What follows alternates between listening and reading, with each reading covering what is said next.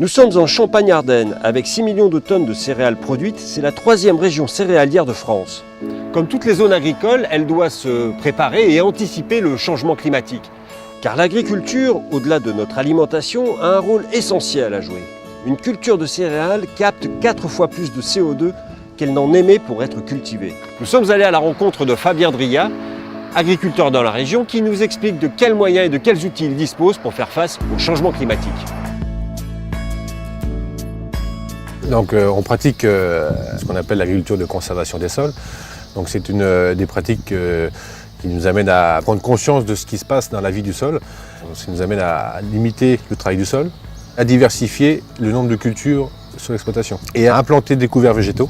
Et qui dit couverts végétaux dit plantes supplémentaires, donc encore plus de CO2 capté. Mais il y a d'autres avantages.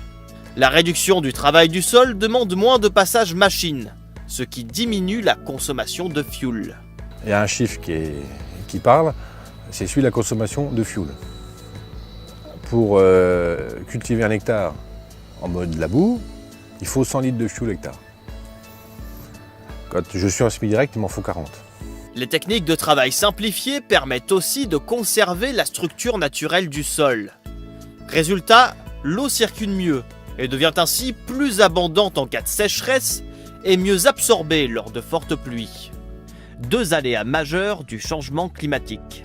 Les situations qu'on observe, c'est l'excès d'eau ou le manque d'eau. Donc c'est d'améliorer le flux de cette eau dans le sol.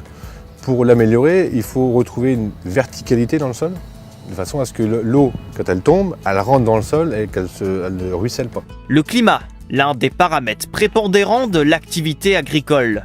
Seulement 37% des Français savent que la filière céréalière a engagé des initiatives pour mieux s'adapter au changement climatique. Mais au-delà des engagements, la nature elle-même peut être un allié puissant pour les agriculteurs. Il faut savoir que dans un sol vivant tel qu'on peut les avoir sur l'exploitation, sous un pied, il y a autant d'êtres vivants que d'humains sur la planète. C'est vous dire un peu la quantité du monde qui travaille pour nous.